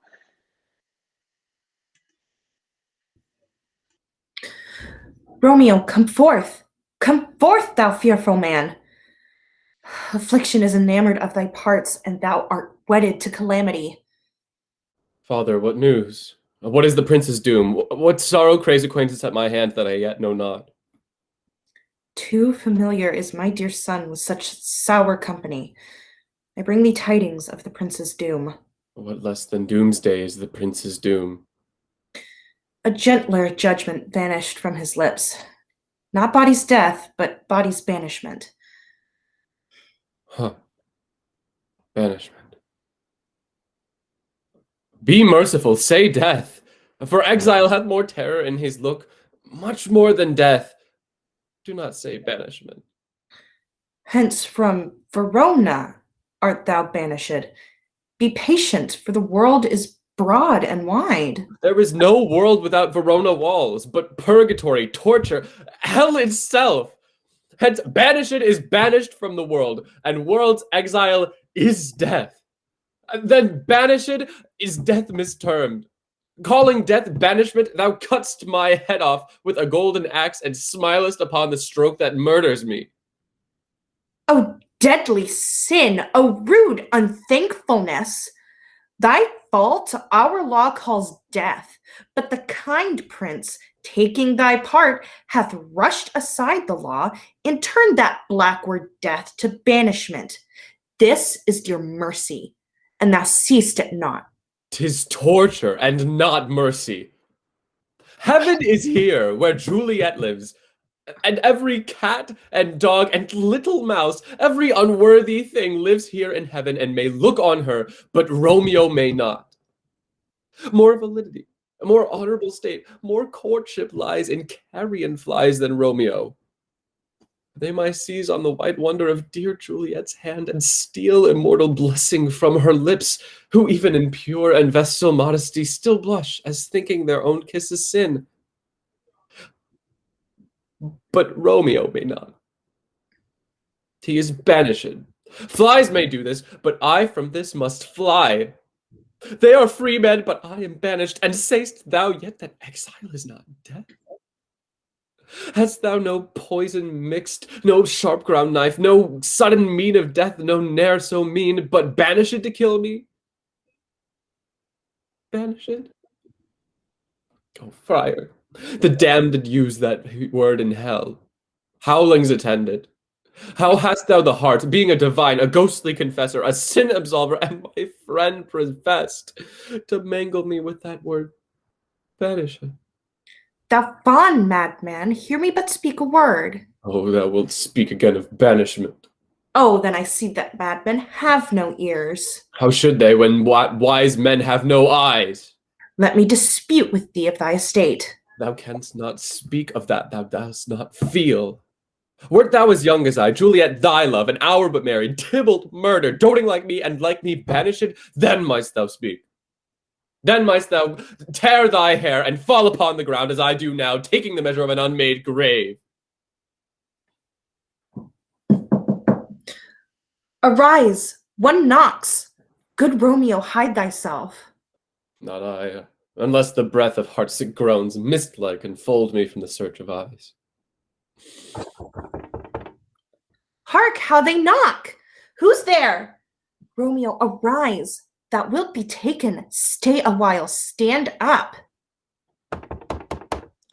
Run to my study. By and by, God's will. What simpleness is this? I come. Who knocks so hard? Whence come you? What's your will? Let me come in, and you shall know my errand. I come from Lady Juliet. Welcome, then. Oh, holy friar, oh, tell me, holy friar, where is my lady's lord? Where's Romeo? There on the ground, with his own tears made drunk. Oh, he is even in my mistress's case, just in her case. Oh, woeful sympathy, piteous predicament. Even so lies she, blubbering and weeping, weeping and blubbering. Stand up, stand and you be a man. For Juliet's sake, for her sake, rise and stand. Why should you fall into so deep an O? Nurse. Ah, sir, well, death's the end of all. Spakest thou of Juliet? How is it with her? Does she not think me an old murderer, now I have stained the childhood of our joy with blood, removed but little from her own? Where is she, and how doth she, and what says my concealed lady to our cancelled love? Oh, she says nothing, sir, but weeps, and now falls on her bed, and then starts up, and Tybalt calls, and then on Romeo cries, and then down falls again. As if that name, shot from the deadly level of a gun, did murder him. As that name's cursed hand murdered her kinsman. Oh, tell me, friar, tell me in what vile part of this anatomy doth my name lodge. Tell me that I might sack the hateful mansion. Hold thy desperate hand. Thou hast amazed me. By my holy order, I thought thy disposition better tempered. Hast thou slain Tybalt? Wilt thou slay thyself? And stay thy lady too that lives in thee by doing damned hate upon thyself? What roused thee, man? Thy Juliet is alive, for whose dear sake thou wast but lately dead. There art thou happy. Tybalt would kill thee, but thou slewest Tybalt. There art thou happy too. The law that threatened death becomes thy friend and turns it to exile. There art thou happy. A pack of blessings lights up upon thy back. Happiness courts thee in her best array, but like a misbehaved and sullen wench, thou poutest upon thy fortune and thy love. Take heed, for such die miserable. Go, get thee to thy love, as was decreed, ascend her chamber, hence and comfort her.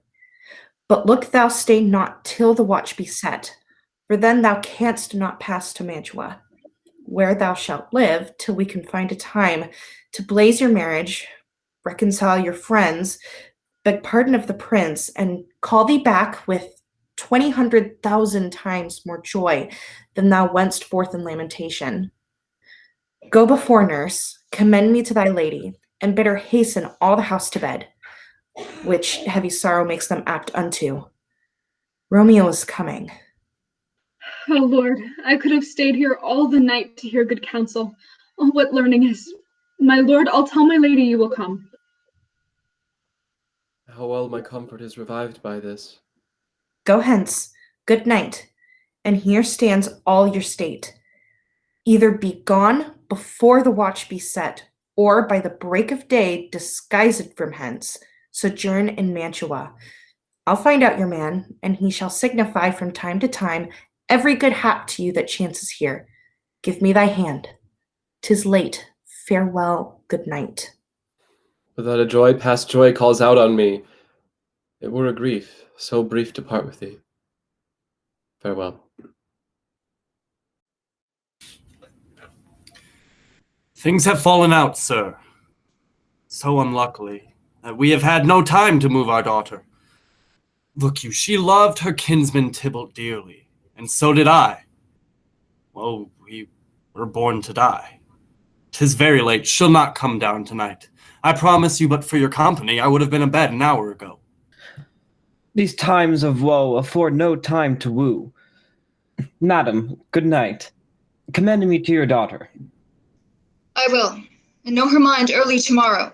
Tonight she's mewed up to her heaviness. Sir Paris, I will make a desperate tender of my child's love. I think she will be ruled in all respects by me. Nay, more, I doubt it not.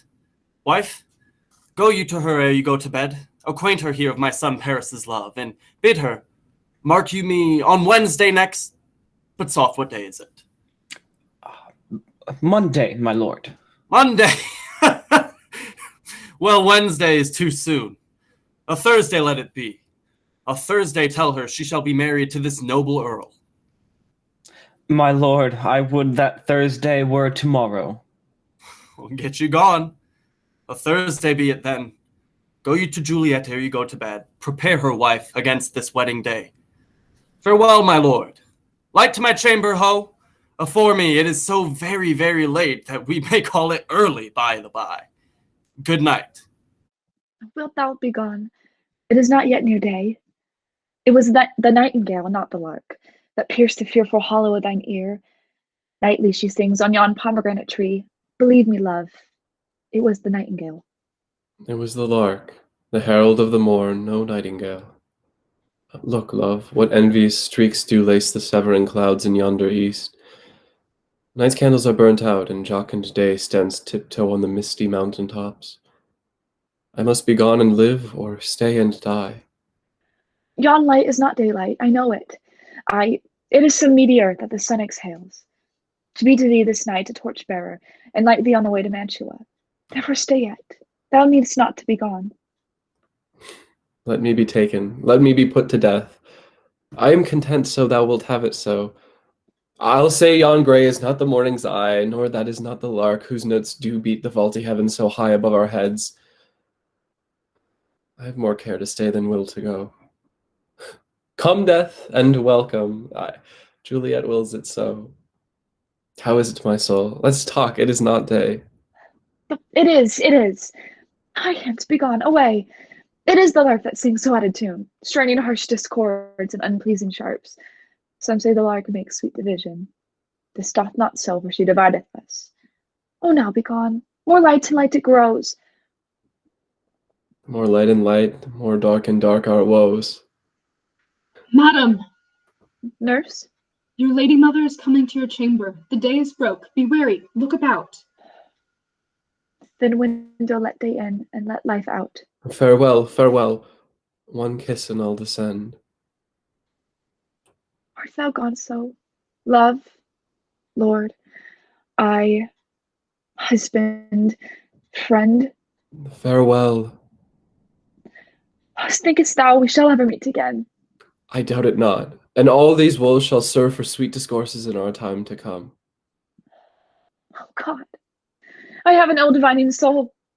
Methinks I see thee, now thou art below, as one dead in the bottom of a tomb. Either my eyesight fails, or thou lookest pale. And trust me, love, in my eye so do you. Dry sorrow drinks our blood. Adieu, adieu. Oh, Fortune, Fortune! All men call thee fickle. If thou art fickle, what dost thou with him? that is renowned for faith. Oh, be fickle, fortune. For then I hope thou wilt not keep him long, but send him back. Ho, daughter, are you up? Who is it that calls? Is it my lady mother? Is she not down so late or up so early? What unaccustomed cause procures her hither? Why, how now, Juliet? Oh, madam, I am not well. Evermore weeping for your cousin's death. What, wilt thou have washed him from his grave with tears? And if thou couldn't not make him live. Therefore, have done. Some grief shows much of love, but much of grief shows still some want of wit. Yet let me weep for such feeling a loss. So you shall feel the loss, but not the friend which you weep for. Feeling so the loss, cannot choose but ever weep the friend. Well, girl, thou weepest not so much for his death as that villain which slaughtered him lives. What villain, madam? That same villain, Romeo. Will God pardon him? I do with all my heart. And yet no man like he doth grieve my heart. That is because the traitor murderer lives. Ay, madam, from the reach of these my hands, would none but I might venge my cousin's death. We will have vengeance for it, fear thou not. Then weep no more. But now I'll tell thee joyful tidings, girl. When joy comes well in such a needy time. Well, what are they, I beseech your ladyship? Well, well, thou hast a careful father, child, one who, to put thee from thy heaviness, hath sorted out a sudden day of joy, that thou expectest not, nor I looked not for. Madam, in happy time, what day is that? Marry, my child, early next Thursday morn, the gallant young and noble gentleman, the county Paris at St. Peter's Church, shall happily make thee a joyful bride. Now by St. Peter's Church and Peter too, he shall not make me there a joyful bride. I wonder at this haste, that I must wed ere he, that should be my husband, comes to woo. I pray you, tell my lord and father, madam, I will not marry yet. And when I do, I swear it shall be Romeo, whom you know I hate rather than Paris. These are news indeed. Here comes your father. Tell him so yourself, and see how he will take it at your hands. When the sun sets, the air doth drizzle dew, but for the sunset of my brother's son, it rains downright. How now, wife? Have you delivered to her our decree? Aye, sir, but she will none. She gives you thanks. I would the fool were married to her grave. Soft, take me with you, wife. How? Blessed, unworthy as she is, that we have brought so worthy a gentleman to be her bridegroom. Not proud you have, but thankful that you have. Proud can I never be of what I hate, but thankful even for hate that is meant to love. How now, chop logic! What is this, proud and I thank you and I thank you not, and yet not proud? Mistress Minion, you thank me no thankings, nor proud me no prouds, but fettle your fine joints against Thursday next to go with Paris to St. Peter's Church, or I will drag thee on a hurdle thither. Out, you green sickness carrying, out, you baggage, you tallow face. Fie, what are you, mad? Good father, I beseech you on my knees, hear me with patience, but to speak a word. Hang thee, young baggage! Disobedient wretch, I tell thee what! Get thee to church a Thursday, or never after look me in the face. Speak not, reply not, do not answer me. My fingers itch, wife. We scarce thought us blessed that God had lent us but this only child. But now I see this one is one too much, and that we have a curse in having her. Out on her, Hilding! God in heaven bless her! You are to blame, my lord, to rate her so. And why, my lady Wisdom? Hold your tongue, good Prudence. Smatter with your gossips, go! I speak no treason. Oh, God ye gooden! May not one speak? Please, you mumbling fool, utter your gravity or a gossip's bowl, for here we need it not. You are too hot.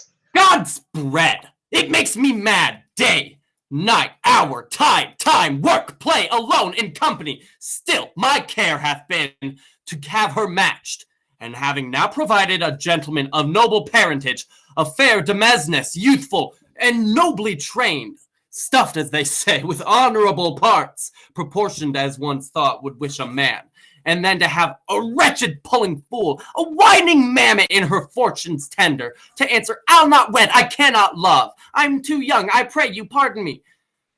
But as you will not wed, I'll pardon you. Graze where you will, shall you not house with me. Look to it, think on it, I do not use to jest. Thursday is near. Lay hand on heart, advise, and you be mine. I'll give you to my friend, and you be not hang, beg, starve, die in the streets. For by my soul, I'll ne'er acknowledge thee, nor what is mine shall never do thee good. Trust to it. Bethink you, I'll not be forsworn. Oh, is there no pity sitting in the clouds that sees into the bottom of my grief? Oh, sweet my mother, cast me not away. Delay this marriage for a month, a week, or if you do not make the bridal bed in that dim monument where Tybalt lies. Talk not to me, for I'll not speak a word. Do as thou wilt, for I have done with thee. Oh, God! Oh, nurse, how shall this be prevented? My husband is on earth, my faith in heaven. How shall that faith return again to earth, unless that husband send it me from heaven by leaving earth?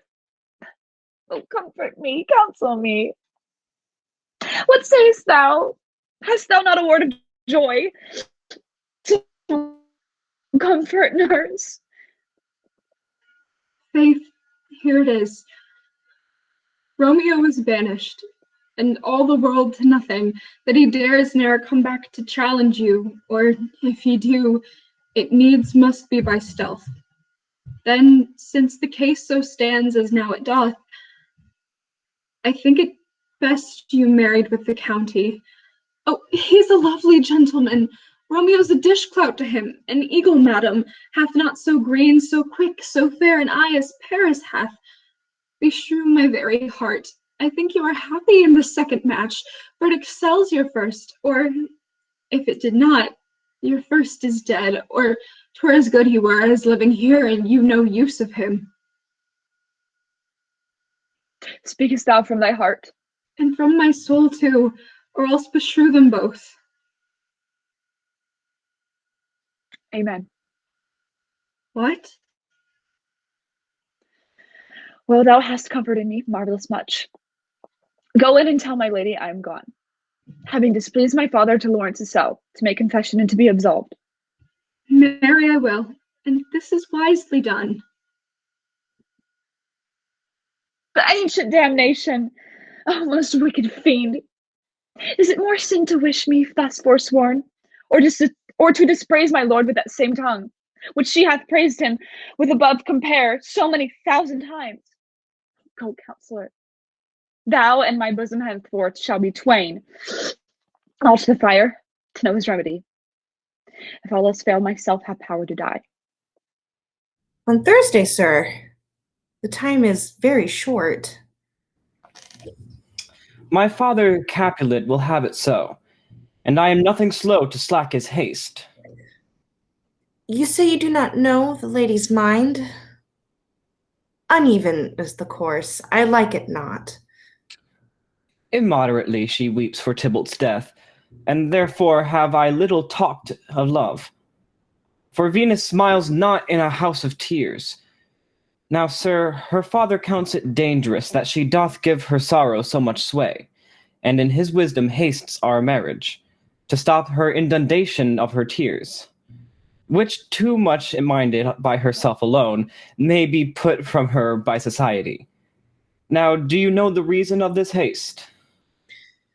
I would I knew not why it should be slowed. Look, sir, here comes the lady toward my cell.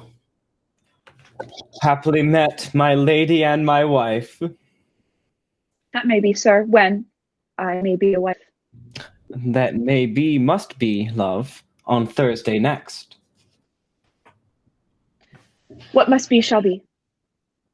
That's a certain text. Come you to make a confession to this father? To answer that, I should confess to you. Do not deny to him that you love me. I will confess to you that I love him. So will ye, I am sure, that you love me. If I do it so, it will be more a price, being spoke behind your back than to your face. Poor soul, thy face is much abused with tears. The tears have got small victory by that, for it was bad enough before their spite. Thou wrong'st it more than tears with that report. That is no slander, sir, which is the truth. And what I spake it to my face. Thy face is mine, and thou hast slandered it. It may be so, for it is not mine own. Are you at leisure, Holy Father, now, or shall I come to you at evening mass? My leisure serves me, pensive daughter, now. My lord, we must entreat the time alone. God shield, I should disturb devotion. Juliet, on Thursday early I rouse thee. Till then, adieu, and keep this holy kiss. Oh, shut the door! And when thou hast done so, come weep with me, past hope, past cure, past help. Oh, Juliet, I already know thy grief. It strains me past the compass of my wits. I hear thou must, and nothing may prorogue it, on Thursday next be married to this county. Oh, tell me not, Friar, that thou hear'st of this, unless thou tell me how I may prevent it. If in thy wisdom thou canst give no help, do thou but call my resolution wise, and with this knife I'll help it presently. God joined my heart and Romeo's, thou our hands, and ere this hand by thee to Romeo sealed, shall be the label to another deed, or my true heart with treacherous revolt turn to another, this shall slay them both.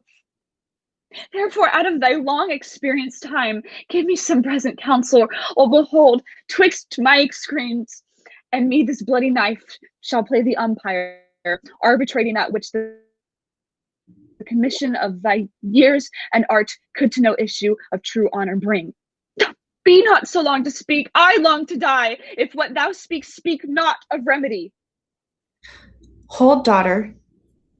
I do spy a kind of hope, which craves as desperate an execution, as that is desperate which we would prevent. If, rather than to marry County Paris, thou hast the strength of will to slay thyself, then is it likely thou wilt undertake a thing like death, to chide away the shame, that copest with death himself to escape from it. And if thou darest, I'll give thee remedy. Oh, bid me leap rather than marry Paris, from off the battlements of yonder tower, or shut me nightly in eternal house, over and covered quite with dead men's rattling bones, with reeky shanks and yellow chapless skulls. Or bid me go into a new-made grave, and hide me with a dead man in his shroud, things that to hear them told would have made me tremble, and I will do it without fear or doubt, to live an unsustained wife to my sweet love. Hold then, go home, be merry, give consent to marry Paris. Wednesday is tomorrow. Tomorrow night, look that thou lie alone. Let not thy nurse lie with thee in thy chamber. Take thou this vial.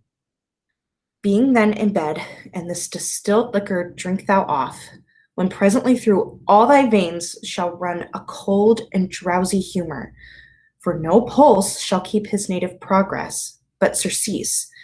No warmth, no breath shall testify thou livest. The roses in thy lips and cheeks shall fade to pally ashes. Thy eyes' windows fall like death when he shuts up the day of life. Each part, deprived of supple government, shall, stiff and stark and cold, appear like death. And in this borrowed likeness of shrunk death, thou shalt continue 42 hours, and then awake, as from a pleasant sleep. Now, when the bridegroom in the morning comes to rouse thee from thy bed, there art thou dead. Then, as the manner of our country is, in thy best robes, uncovered on the bier, thou shalt be borne to that same ancient vault where all the kindred of the Capulets lie. In the meantime, against thou shalt awake, shall Romeo by my letters know our drift, and hither shall he come, and he and I will watch thy waking, and that very night shall Romeo bear thee hence to Mantua. And this shall free thee from this present shame. If no inconstant toy nor womanish fear, abate thy valor in the acting it. Give me, give me! Oh, tell me not to fear. Hold, get you gone. Be strong and prosperous in this resolve. I'll send a friar with speed to Mantua with my letters to thy lord. Love, give me strength, and strength shall help afford. Oh, farewell, dear father. What, is my daughter gone to Friar Laurence? Aye, forsooth. Well, he may chance to do some good on her. A peevish, self-willed harlotry it is. See where she comes from shrift with a merry look. How now, my headstrong? Where have you been gadding? Where I have learned to me to repent the sin of disobedient opposition to you and your beheads, and I am enjoined by holy Laurence to fall prostrate here, and beg your pardon. Pardon, I beseech you. Henceforward I am ever ruled by you. Send for the county. Go tell him of this. I'll have this knot knit up tomorrow morning. I bet the youthful lord at Laurence so, and gave him what becometh love I might, not step over the boundaries of modesty. Why, I am glad on't. This is well. Stand up. This is as it should be. Let me see the county. Aye, marry, go, I say, and fetch him hither. Now, afore God, this reverend holy friar, our whole city is much bound to him. Nurse, will you go with me into my closet to help me sort such needful ornaments as you think fit to furnish me tomorrow? No, not till Thursday. There is time enough. Go, nurse. Go with her. We'll to church tomorrow. I'll stir about, and all things shall be well. I warrant thee, wife. Go thou to Juliet, help to deck up her. I will walk myself to County Paris to prepare him up against tomorrow. My heart is wondrous light since the same wayward girl is so reclaimed. Aye, those attires are best. But gentle nurse, I pray thee, leave me to myself tonight, for I have need of many orisons to move the heavens to smile upon my state, which, well thou knowest, is cross and full of sin. What, are you busy, ho? Need you my help? No, madam, we have culled such necessaries as are beholdful for our state tomorrow. So please you, let me now be left alone, and let the nurse this night sit up with you, for I am sure you have your hands full all in this so sudden business. Good night. Get thee to bed and rest, for thou hast need. Farewell. God knows when we shall meet again. I have a faint cold fear thrills through my veins. That almost freezes up the heat of life. I'll call them back to comfort me. A nurse? What should she do here? My dismal scene I needs must act alone. Oh, come, Vile. What if this mixture do not work at all? Shall I be married then tomorrow morning? No, no, shall be forbid it. Lie thou there. What if it be a poison, which the friar hath subtly hath ministered to have me dead, lest in this marriage he should be dishonored, because he married me before to Romeo? I fear it is. And yet methinks it should not. For he hath still been tried a holy man.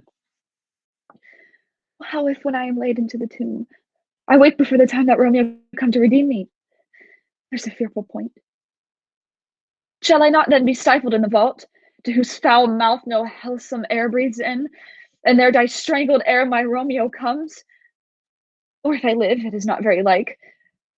The horrible conceit of death and night, together with the terror of the place, as in a vault, an ancient receptacle, where for these many 100 years the bones of all my buried ancestors are packed, where bloody Tybalt, yet but green in earth, lies festering in a shroud, whereas they say at some hours in the night spirits resort. Alack, alack! Is it not like that I, so early waking with what loathsome smells and shrieks like mandrakes torn out of the earth, the living mortals hearing them run mad? Or if I wake, shall I not be distraught, environed with all these hideous fears, and madly play with my forefathers' joints, and pluck the mangled Tybalt from his shroud, and in this rage with some great kinsman's bone, as with a club, dash out my desperate brains? Now look, methinks I see my cousin's ghost, seeking out Romeo. that did spit its body upon a rapier's point. Oh, stay, Tybalt, stay. Oh, Romeo, I come. This do I drink to thee.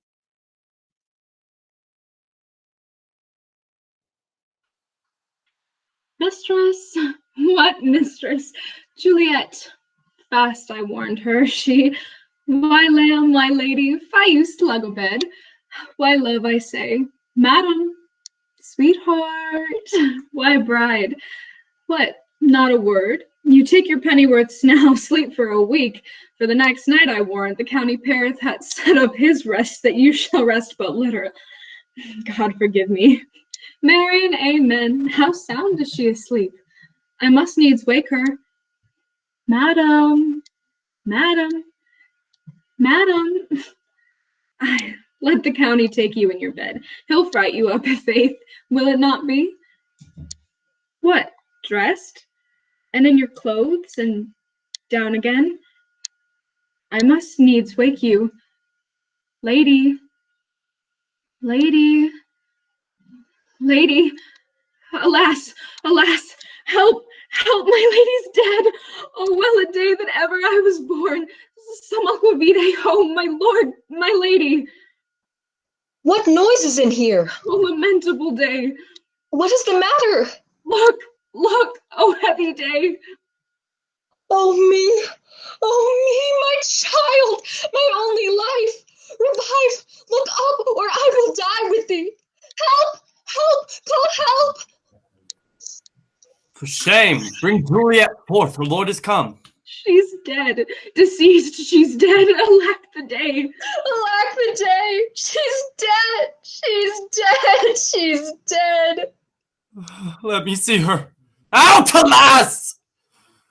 She's cold. Her blood is settled and her joints are stiff.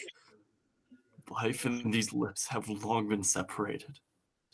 Death lies on her like an untimely frost upon the sweetest flower of all the field. Oh, lamentable day. Oh, woeful time. Death that hath taken her hence to make me wail ties up my tongue, but will not let me speak. Come, is the bride ready to go to church? Ready to go, but never to return. O son, the night before thy wedding day hath death lain with thy wife. There she lies, flower as she was deflowered by him. Death is my son-in-law. Death is my heir. My daughter he hath wedded. I will die and leave him all. Life, living, all is death. Have I thought long to see this morning's face? And doth it give me such a sight as this? Accursed, unhappy, wretched, hateful day. But one poor and loving child, but one thing to rejoice and solace it, and cruel death had catched it from my sight. Oh, woe, oh, woeful, woeful, woeful day, most lamentable day, most woeful day that ever I did yet behold. Oh day, oh day, oh day, oh hateful day, never was seen so black a day as this. Oh woeful day, oh woeful day. Beguiled, divorced, wronged, spited, slain. Most detestable death by thee beguiled. By cruel thee quite overthrown. O love, O life. Not life, but love and death. Despised, distressed, hated, martyred, killed. Uncomfortable time, why camest thou now to murder our solemnity? O child, my soul, and not my child. Dead art thou. Alack, my child is dead. And with my child, my joys are buried. Peace, ho, for shame. Confusion's cure lives not in these confusions. Heaven and yourself had part in this fair maid. Now heaven hath all, and all the better is it for the maid. Oh, in this love, you love your child so ill that you run mad, seeing that she is well. She's not well married that lives married long, but she's best married that dies married young. In all her best array, bear her to church.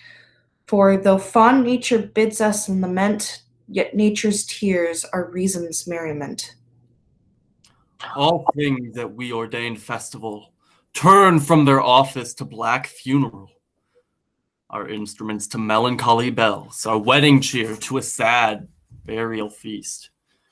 Our solemn hymns to sullen dirges change. Our bridal flowers serve for a buried corpse. And all things change them to the contrary. Sir, go you in, and madam, go with him. And go, Sir Paris, every one prepare to follow this fair course under her grave. The heavens do lower upon you for some ill.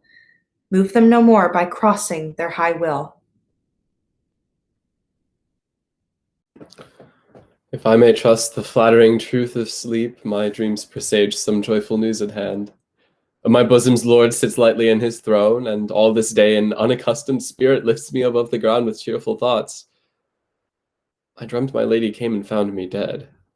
A strange dream that gives a dead man leave to think, and breathed such life with kisses in my lips that I revived and was an emperor. Ah me, how sweet is love itself possessed, when but love's shadows are so rich in joy. News from Verona. How now, Benvolio? Dost thou not bring me letters from the friar? How doth my lady? Is my father well? How fares my Juliet, that I ask again? For nothing can be ill if she be well.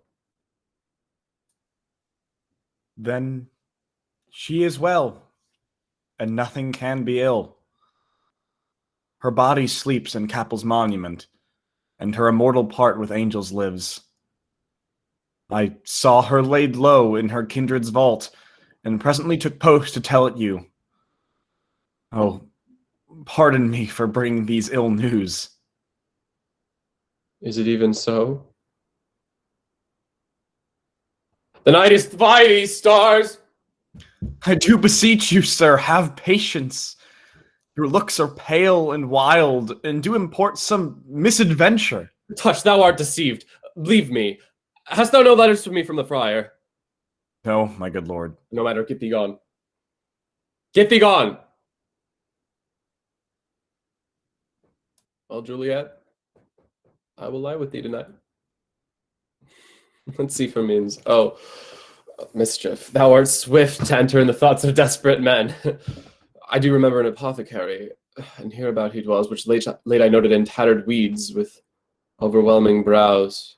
A culling of simple, meager were his looks. Sharp misery had worn him to the bones. And noting this penury, I said to myself, if a man did need a poison now, whose sale is present death in Mantua, here lies a caitiff wench who would sell it to him. Oh, this same thought did forerun my need, and this same needy man must sell it me. As I remember, this should be the house. What? Ho, apothecary! Who calls so loud? Come hither, man. I see that thou art poor. Hold, there is 40 ducats. Let me have a dram of poison, such soon-speeding gear as will disperse itself through all the veins, that the life-wearied taker may fall dead, and that the trunk may be discharged of breath as violently as hasty powder fired doth hurry from the fatal cannon's womb. Such mortal drugs I have, but Mantua's law is death to any he that utters them. Art thou so bare and full of wretchedness and fierce to die? A famine is in thy cheeks, need and oppression starveth in thine eyes, contempt and beggary hangs upon thy back. The world is not thy friend, nor the world's law. The world affords no law to make thee rich. Then be not poor, but break it, and take this. My poverty, but not my will, consents. I pay thy poverty, and not thy will. Put this in any liquid you will, and drink it off. And if you had the strength of 20 men, it would dispatch you straight. There is thy gold. Worse poison to men's souls, doing more murders in this loathsome world than these poor compounds that thou mayst not sell. I sell thee poison, thou hast sold me not. Farewell, buy food, and get thyself in the flesh. Come, cordial and not poison, go with me to Juliet's grave, for there must I use thee. Holy Franciscan friar, brother Ho! This same should be the voice of Friar John. Welcome from Mantua. What says Romeo? Or, if his mind be writ, give me his letter. Going to find a barefoot brother out, one of our order, to associate me, here in the city visiting the sick, and finding him, the searchers of the town, suspecting that we both were in a house where the infectious pestilence did reign, sealed up the doors and would not let us forth, so that my speed to Mantua there was stayed. Who bear my letter to Romeo? I could not send it. Here it is again, nor get a messenger to bring it to thee. So fearful were they of the infection. Unhappy fortune! By my brotherhood, this letter was not nice, but full of charge of dear import, and the neglecting it may do much danger. Friar John, go hence, get me an iron crow, and bring it straight unto my cell. Brother, I'll go and bring it thee. Now must I to the monument alone. Within 3 hours will fair Juliet wake. She will beshrew me much that Romeo hath no notice of these accidents. But I will write again to Mantua, and keep her at my cell till Romeo come. Poor living corse closed in a dead man's tomb. Sweet flower, with flowers thy bridal bed I strew. Oh woe! Thy canopy is dust and stones, which with sweet water nightly I will dew, or wanting that with tears distilled by moans. The obsequies for that I for thee will keep, nightly shall be to strew thy grave and weep. Something doth approach. What cursed foot wanders this way tonight, to cross my obsequies and true love's right? What with a torch? Muffle me, knight, a while. Hold. Take this letter. Early in the morning see thou deliver it to my lord and father. Give me the light. Upon thy life I charge thee, whate'er thou hearst or seest, stand all aloof, and do not interrupt me in my course. But if thou, jealous, dost return to pry in what I further shall intend to do, by heaven, I will tear thee joint by joint, and strew this hungry churchyard with thy limbs. The time and my intents are savage wild, more fierce and more inexorable, far more than empty tigers or the roaring sea. I will be gone, sir, and not trouble you. So shalt thou show me friendship. Take thou that. Live and be prosperous. And farewell, good fellow. For all the same, I'll hide me hereabout. His looks I fear, and his intents I doubt. This is that banished, haunted Montague, that murdered my love's cousin, with which grief it is supposed that fair creature died. And here it comes to do some villainous shame to the dead bodies. I will apprehend him. Stop thy unhallowed toil, vile Montague. Can vengeance be pursued further than death? Condemned villain, I do apprehend thee. Obey and go with me, for thou must die. I must indeed, and therefore came I hither. Good gentle youth, tempt not a desperate man. Fly hence and leave me. Think upon these gone. Let them affright thee. I beseech thee, youth, put not another sin upon my head by urging me to fury. Oh, be gone! By heaven, I love thee better than myself, for I come hither armed against myself. Stay not, be gone, live, and hereafter say, a madman's mercy bade thee run away. I do defy thy conjurations, and apprehend thee for a felon here. Wilt thou provoke me? Then have at thee, boy! Oh, I am slain. If thou be merciful, open the tomb. Lay me with Juliet. In faith I will. Let me peruse this face. Mercutio's kinsman, noble county Paris. What said my man when my betossed soul did not attend him as we rode? I think he told me Paris should have married Juliet. Said he not so, or did I dream it so? Or am I mad, hearing him talk of Juliet, to think it was so? Oh, give me thy hand, one writ with me in sour misfortune's book. I'll bury thee in a triumphant grave.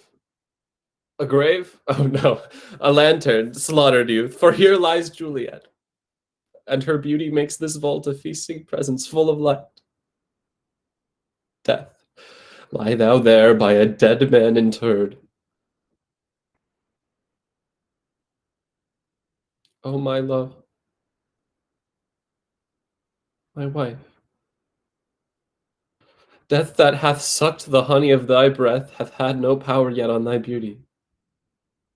Thou art not conquered. Beauty's ensign yet is crimson in thy lips and in thy cheeks, and death's pale flag is not advanced there. Tybalt, liest thou there in thy bloody sheet? Oh, what more favour can I do to thee than with that hand that cut thy youth in twain, to sunder his that was thine enemy? Forgive me, cousin. Ah, dear Juliet, why art thou yet so fair? Shall I believe that unsubstantial death is amorous, and that the lean abhorred monster keeps thee here in dark to be his paramour? For fear of that I will stay with thee, and never from this palace of dim night depart again. Here will I remain with worms that are thy chambermaids. Oh, here will I set up my everlasting rest, and shake the yoke of inauspicious stars from this world-weary flesh. Eyes, look your last. Arms, take your last embrace. And lips, oh, you, the doors of death, seal with a righteous kiss, a dateless bargain to engrossing death. Come, bitter conduct. Come, unsavory guide. Thou desperate pilot, now at once run on the dashing rocks thy seasick weary bark. Here's to my love.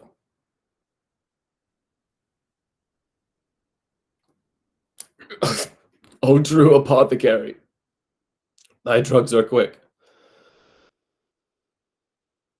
Thus with a kiss, I die. St. Francis be my speed! How oft tonight have my old feet stumbled at graves? Who's there? Here's one, a friend, and one that knows you well. Bliss be upon you. Tell me, good my friend, what torch is yon that vainly lends his light to grubs and eyeless skulls? As I discern, it burneth in the Capel's monument. Romeo. How long hath he been there? Full half an hour. Go with me to the vault. I dare not, sir. Stay then, I'll go alone. Fear comes upon me.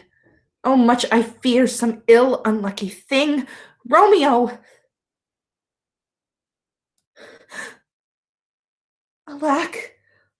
Alack, what blood is this which stains the stony entrance of this sepulchre?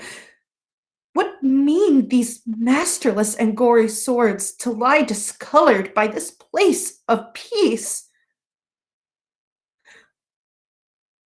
Romeo, oh, pale, who else? What, Paris too, and steeped in blood? Oh, what an unkind hour is guilty of this lamentable chance. The lady stirs. Oh, comfortable friar, where is my lord? I do remember well where I should be, and there I am. Where is my Romeo? I hear some noise. Lady, come from that nest of death, contagion, and unnatural sleep. A greater power than we can contradict hath thwarted our intents. Come, come away. Thy husband in thy bosom there lies dead, and Paris too. Come, I'll dispose of thee among a sisterhood of holy nuns. Stay not to question, for the watch is coming. Come, go, good Juliet. Go, Get thee hence, for I will not away. Here, closed in my true love's hand. Poison I see hath been his timeless end. Oh, churl drunk all and left no friendly drop to help me after. Oh, I will kiss thy lips. Haply some poison yet doth hang on them, to make dye with restorative. Thy lips are warm. Oh, happy dagger. This is thy sheath. There rest, and let me die.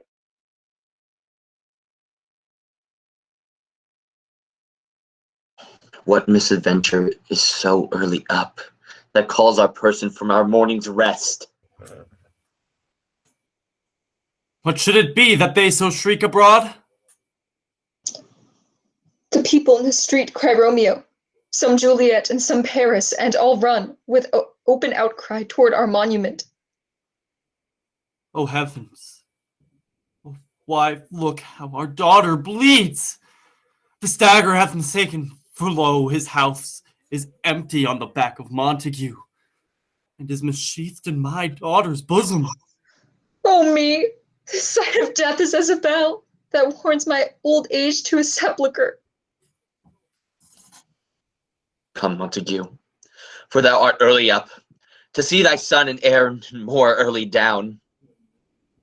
What further woe conspires against mine age? Look, and thou shalt see. O thou untaught, what manner is in this? To press before thy father to a grave? Seal up the mouth of outrage for a while, till we can clear these ambiguities, and know their spring, their head, their true descent. And then will I be your general of your woes, and lead you even to death. Meantime forbear, and let mischance be slave to patience. Bring forth the parties of suspicion.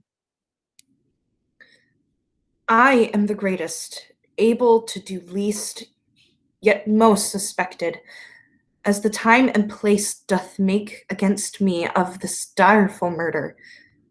And here I stand, both to impeach and purge myself condemned and myself excused. And say at once what thou dost know in this. I will be brief, for my short date of breath is not so long as is a tedious tale. Romeo, their dead, was husband to that Juliet, and she, their dead, that Romeo's faithful wife. I married them, and if aught in this miscarried by my fault, let my old life be sacrificed some hour before his time unto the rigor of severest law. We still have known thee for a holy man. Where be these enemies? Capulet, you. See what a scourge is laid upon your hate. That heaven finds means to kill your joys with love. And I, for winking at your discords too, have lost a brace of kinsmen. All are punished. Oh, brother Montague, give me thy hand. This is my daughter's jointure, for no more can I demand. But I can give thee more, for I will raise her statue in pure gold, that while Verona by that name is known, there shall no figure at such rate be set, as that of true and faithful Juliet. As rich shall Romeo's by his ladies lie, poor sacrifices for our enmity. A glooming peace this morning with it brings. The sun for sorrow will not show his head. Go hence, to have more talk of these sad things. Some shall be pardoned, and some punished, for never was a story of more woe than this of Juliet and her Romeo.